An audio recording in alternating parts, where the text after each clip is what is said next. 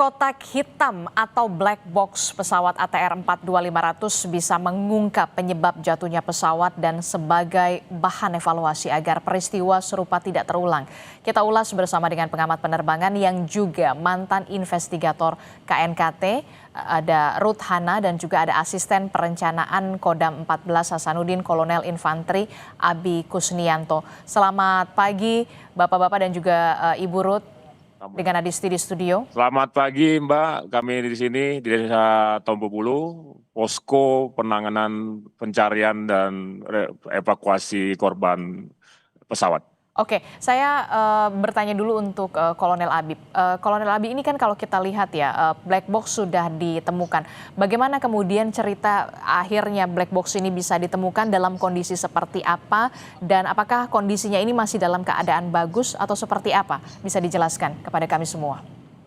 Untuk black box ini ditemukan oleh tim kami yang mencari atau mengecek ke lokasi terjadinya bencana ataupun tabrakan pesawat ATR tersebut. Kemudian ditemukan di perengan Gunung Bulu Saraung, kurang lebih jarak 150 meter dari puncak. Kemudian tim kami pada saat melihat, kemudian mendekati ekor pesawat tersebut, mengecek kondisi ekor pesawat dan mencari yang dikatakan black box, dan tim kami juga sudah diedukasi sama KNKT di mana posisi letaknya black box tersebut dan bagaimana bentuknya dan apa warnanya. Berdasarkan dari informasi dari KNKT, tim kami melihat benda yang sesuai arah yang disampaikan oleh KNKT dan tim kami langsung laporan kepada kami bahwa terdapat benda yang dimaksudkan oleh KNKT yang diduga black box. Kemudian tim kami membongkar black box tersebut dari ekor pesawat. Kami informasikan bahwa black box itu masih lengket atau berada di posisinya di ekor pesawat dengan kondisi yang masih bagus. Tidak ada kerusakan, tidak ada hal-hal yang memberatkan atau yang merusak casingnya. Bisa dikatakan masih sangat utuh. Setelah dibuka, kemudian dikeluarkan atau dilepaskan dari posisinya, ada 2 buah, itu satu VCR atau black box, yang satunya VCR atau bisa dikata VCR, kami tidak tahu persis apa namanya, CVR tapi dan FDR. FCR sama VCR.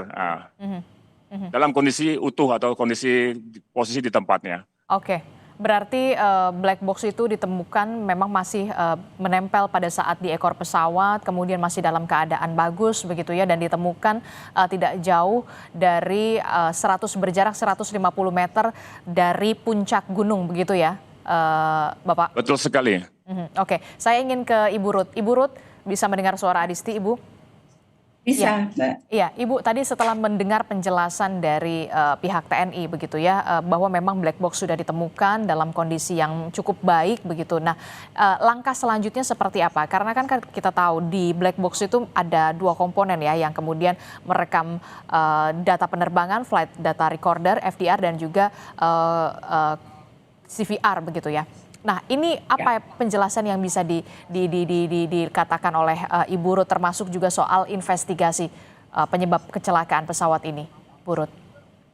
Ya, memang ini 2 box ini yang mencatat dan merekam perjalanan atau penerbangan dari si pesawat beserta rekaman suara apa yang dilakukan oleh cockpit crew sangat penting untuk KNKT karena akan disinkronkan dengan data yang ada di lapangan.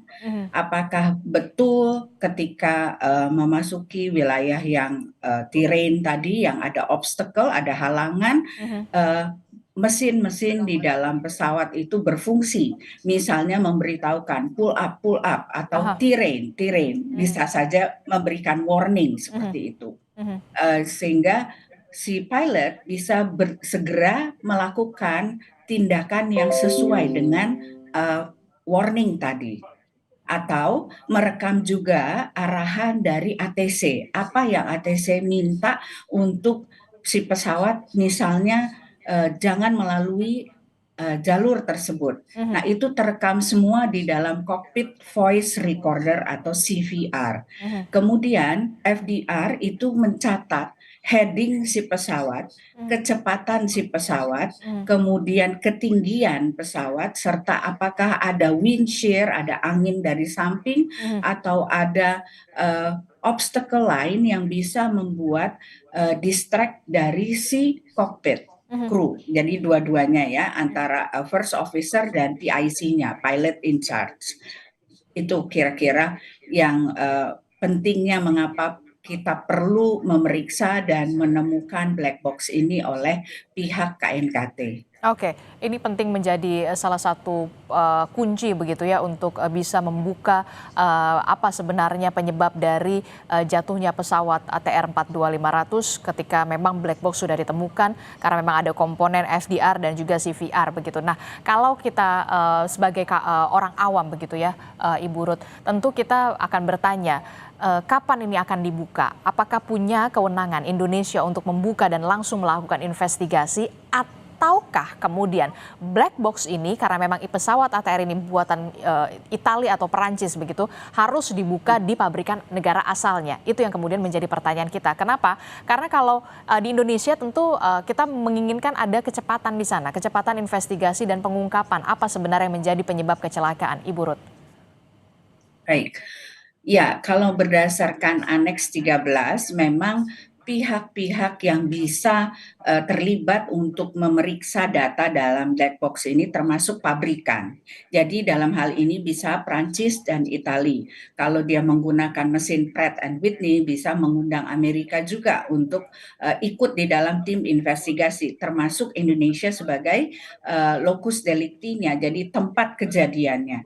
Nah, dalam hal ini Indonesia saya kurang tahu ya saat ini karena saya sudah tidak menjadi anggota investigator. Apakah KNKT memiliki peralatan untuk memeriksa black box dengan jenis yang ada saat ini yang dimiliki oleh ATR 42500 ini? Kalau tidak, memang harus melibatkan pihak pabrikan untuk membuka dan memberikan rekaman yang tersimpan di dalam FDR maupun CVR. Demikian, Mbak. Oke, jadi ini juga masih menjadi pertanyaan begitu ya. Tapi Ya. dari sepengalaman Anda begitu menjadi investigator KNKT, untuk case-case semacam ini, apakah memang harus dibuka dengan kewenangan pabrikan atau kemudian ketika lokusnya atau lokasinya di Indonesia, pihak Indonesia, negara Indonesia ini bisa membukanya? Semua bisa, Mbak. Tetapi apakah masalahnya adalah apakah kita punya alatnya untuk membuka dan membaca rekaman tersebut? Karena rekaman di dalam CVR dan FDR ini memerlukan alat-alat yang khusus, jadi semacam laboratorium forensik lah begitu. Oke, ini yang perlu harus digali lagi begitu. Apakah Indonesia Ya. bisa atau punya alat untuk membuka black box untuk pesawat jenis ATR ini ya, Ibu Ya. Ruth ya. Oke, saya ingin ke Kolonel Abi. Kolonel Abi, bagaimana dengan setelah kemarin proses penemuan black box sudah ditemukan begitu. Bagaimana langkah selanjutnya untuk proses pencarian terhadap para korban yang sampai saat ini belum ditemukan? Setidaknya masih ada 7 korban lain yang masih belum ditemukan. Bagaimana fokus dari proses pencarian? Kami sampaikan kemarin memang ada berita yang sedikit simpang siur bahwa korban yang ditemukan itu sudah 3. Padahal korban yang baru ditemukan itu baru 2. Yang ketiganya itu belum bisa dikatakan korban karena kita hanya menemukan potongan tubuh berupa tulang lengan. Oke. Hingga di tempat kejadian diperkirakan masih terdapat 8 korban lagi yang belum ditemukan.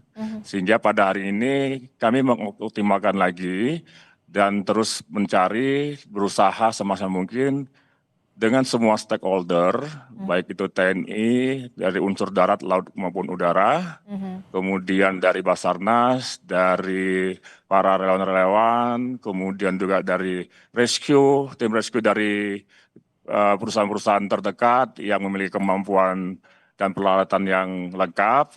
Dan juga pada hari ini relawan-relawan itu semakin banyak untuk membantu evakuasi. Bahkan kami dapat informasi Agam Renjani sudah bergabung di tim evakuasi.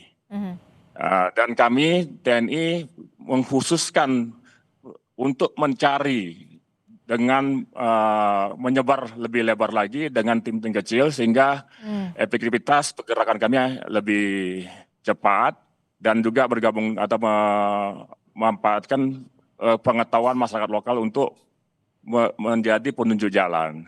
Sehingga target kami, pasukan-pasukan yang sudah di dalam, apabila menemukan korban, langsung diberi tanda dan dikomunikasikan dengan tim rescue untuk menjemput dan dievakuasi. Sehingga tim yang di bawah khusus untuk pencarian bisa lebih leluasa lagi melanjutkan pencarian. Sehingga kita langsung bagi tugas, kita khusus untuk mencari, tim Basarnas maupun tim relawan itu selain untuk mencari, kita tugaskan untuk mengevakuasi karena mereka memiliki perlengkapan mountaineering, tali temali yang sangat lengkap dan memiliki kemampuan untuk evakuasi menggunakan tali temali. Karena medannya dari awal sudah kita sampaikan sangat terjal, sangat ekstrim dan juga tertutup serta banyak kabut yang menutupi pemandangan. Demikian. Oke, itu tadi sempat dikatakan memang cuaca menjadi tantangan tersendiri dalam operasi pencarian terhadap korban yang sampai saat ini masih belum ditemukan. Ada beberapa, itu artinya masih ada 8 begitu. Karena memang informasi yang terbaru yang saya dapatkan dari Anda adalah yang kemarin ditemukan adalah bagian tubuh begitu ya. Kita berharap proses pencarian terus dilakukan dan membuahkan hasil. Saya juga akan bertanya kepada asisten operasi Kodam 14 Hasanuddin, Kolonel Infanteri Dodi Priyo Hadi. Selamat pagi Pak Kolonel Dodi. Selamat pagi Mbak. Iya Pak Kolonel, ini kalau kita lihat ya proses pencarian masih terus dilakukan. Tadi juga sudah disebutkan ada perluasan untuk metode pencarian untuk bisa menjangkau lebih luas soal proses pencarian. Seperti apa bisa dijelaskan secara rinci metode pencarian yang diperluas, termasuk juga tim yang kemudian dibagi lebih kecil tapi kemudian diperluas, termasuk juga adanya pelibatan relawan-relawan begitu ya, pencinta alam, termasuk juga tadi ada disebutkan Agam Rinjani juga diikut sertakan, seperti apa? Baik, terima kasih Mbak. Jadi kami perlu sampaikan bahwa perluasan yang kami maksud di sini adalah setiap hari tim yang sudah kembali itu memberi informasi apa yang mereka dapatkan di dalam, kemudian kita olah di peta. Di situ kita bisa melihat sebaran, baik apa yang ditemukan berupa serpihan pecahan dari badan pesawat ataupun yang bagian-bagian tubuh yang 3 yang sudah kita temukan. Dari situ kita bisa menganalisa sampai sejauh mana sebaran pecahan atau bodi pesawat yang terhambur. Kurang lebih sampai dengan dari puncak ke bawah, itu kurang lebih sampai dengan 500 meter ke bawah, itu paling ujung yang ditemukan. Kemudian masuk hari ke-6 ini, laporan tim yang keluar dari gunung itu melaporkan aroma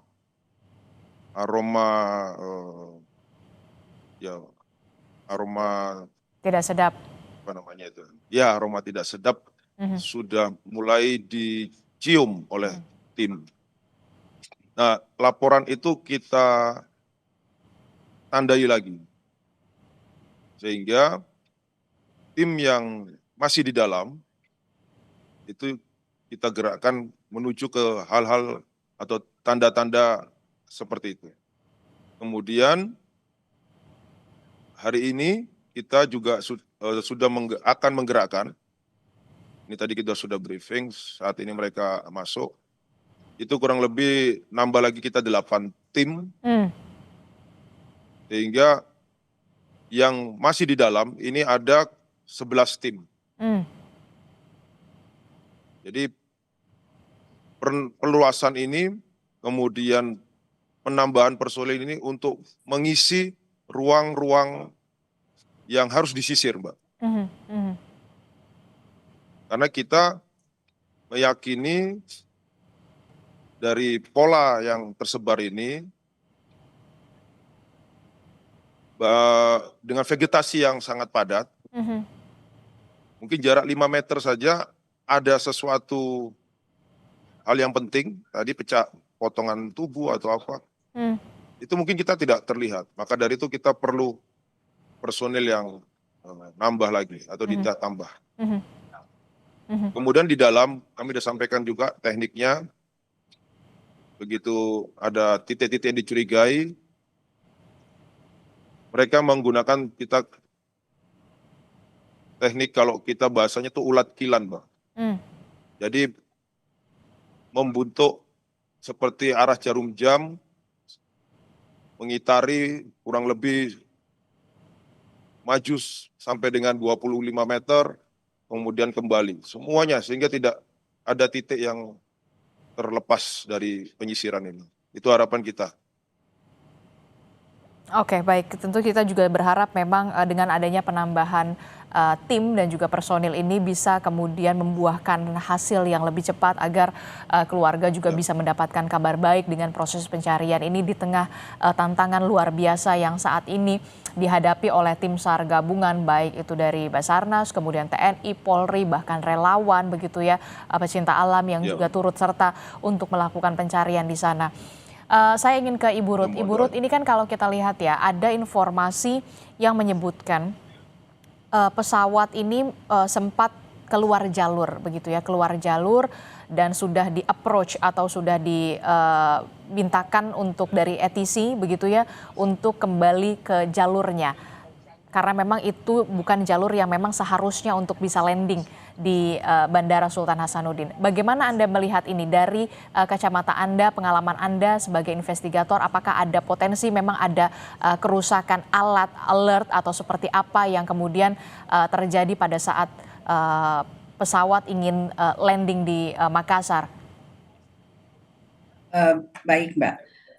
Ini seharusnya yang menjawab adalah seorang pilot. Saya bukan pilot nih kebetulan ya, tapi berdasarkan diskusi yang sering kami lakukan dengan para pilot, biasanya kalau sampai keluar dari arah atau jalur yang sudah mereka tentukan sebelum terbang, itu ada kemungkinan alat yang rusak. Contohnya seperti Adam Air yang pernah terjadi ya, sampai keluar sedemikian jauh itu tidak diketahui oleh ATC. Nah, demikian juga kejadian ini, bisa saja alatnya tidak menangkap karena terus terang di daerah Maros dan sekitarnya atau Makassar itu radar gapnya terlalu banyak atau terlalu besar, sehingga kemungkinan untuk ditangkap oleh pesawat ya, arahan-arahan itu tidak terdengar. Bisa juga karena workload dari cockpit crew, misalnya mereka terlalu lelah atau ada kejadian mendadak yang sehingga tidak bisa atau tidak dapat dengan cepat merespon arahan dari ATC. Nah, ini semua nanti bisa terungkap dari rekaman yang ada di FDR dan CVR. Oke. Berarti ada kemungkinan juga, kita kan ini tanpa mendahului dari investigasi, hasil investigasi, ada kemungkinan ada kerusakan alat di sana, ada kemungkinan juga faktor cuaca, tapi kemudian soal keluar jalur banyak sekali kemungkinan.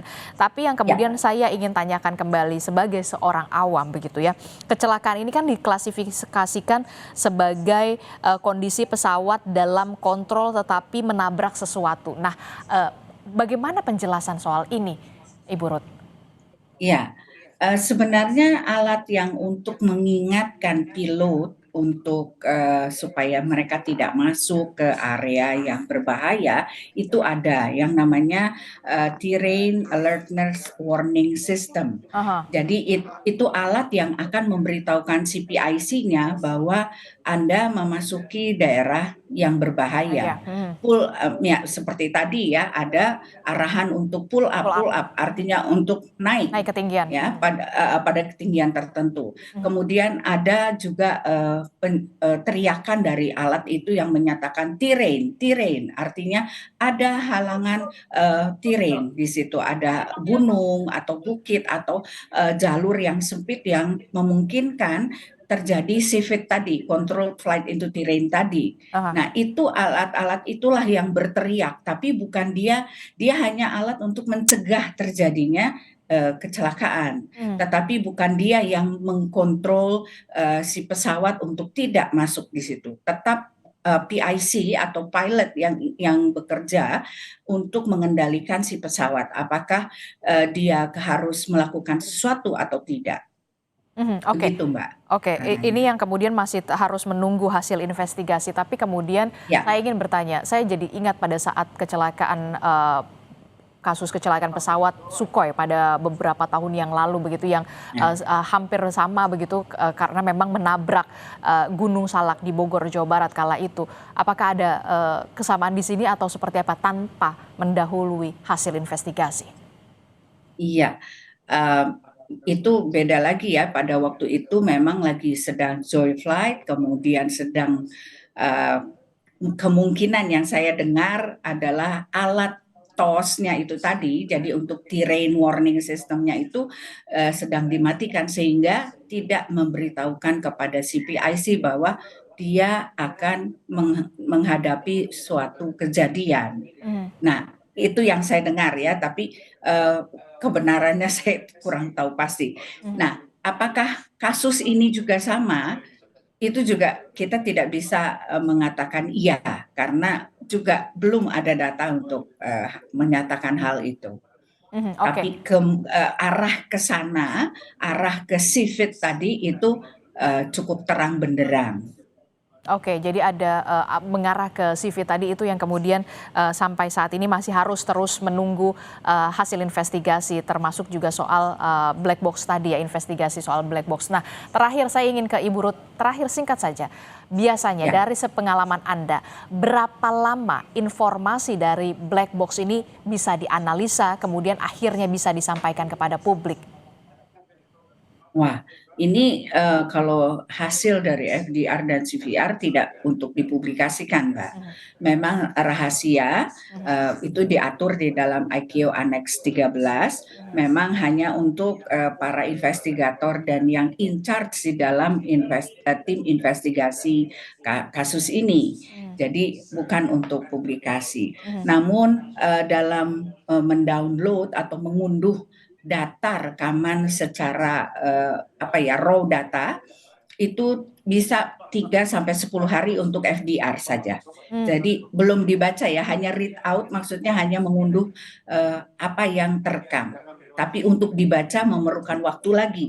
Nah, demikian juga dengan CVR, ini akan lebih lama lagi untuk membacanya karena harus ditranskrip setiap bunyi, setiap perkataan dan dicocokkan juga dengan waktu, kemudian koordinat dan sebagainya, dan ada tim human factors di situ untuk juga ikut mengkaji apakah betul yang dilakukan dan tepat dengan warning-warning seperti ini ya, ada seruan-seruan untuk naik atau untuk berubah arah dan ada peringatan-peringatan itu, apakah pilot dan alat itu sinkron melakukan tindakan pencegahan.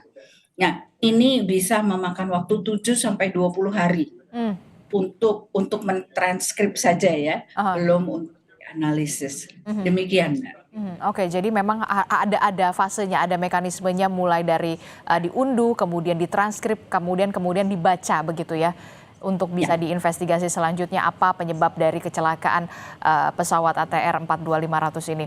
Terakhir saya ingin ke Kolonel Abi dan juga Kolonel Dodi begitu ya.